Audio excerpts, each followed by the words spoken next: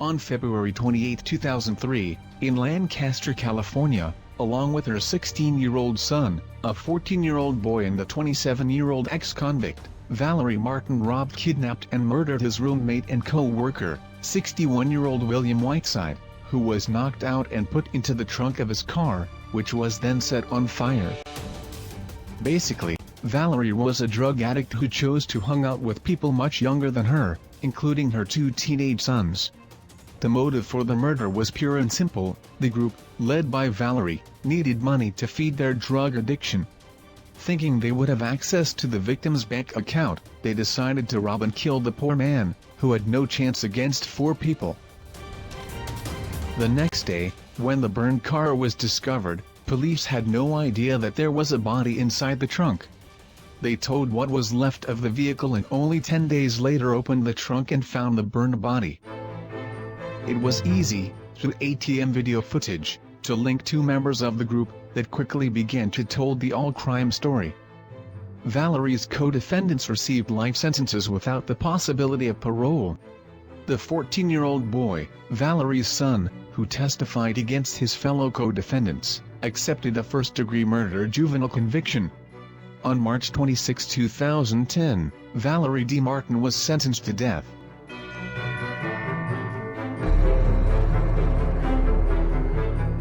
In 1988, in Northridge County, California, becoming bored with her married life, and after talking with several people about getting rid of her partner, Mary Ellen Samuels hired 27-year-old James Bernstein to kill her 40-year-old husband Robert Samuels, whom she was divorcing. The motive was obvious. She stood to receive $500,000 in life insurance proceeds if the guy died.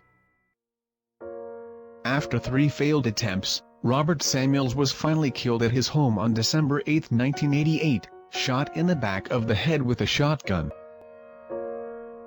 With her husband out of the way, Mary Ellen got her money and embarked on a post-murder shopping spree, spending virtually all of that money in less than a year. When the cops inevitably came knocking, Mary Ellen had this to say. This is where it happened, in the bar. Somebody walked right up to you and... I was sitting at the bar, some guy came over, he bought me a drink, we're in general conversation. I was madder than hell at Bob at this particular time. And what made you make a comment? Did you make a comment or something that elicited this guy to say that he would be glad to help kill your husband? What kind of a comment would elicit some kind of a thing like that from a stranger in a bar? You'd be surprised at conversations that happen in a bar.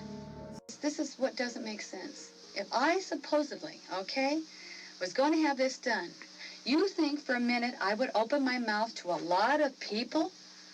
Does that make any sense to you? If I ever was going to do something, I've said I hate you and things like that, but I've never, ever in my life wanted the man dead. Feeling cornered, she hired 2 more hitmen to kill Bernstein, to get rid of all the loose ends tying her to her husband's murder.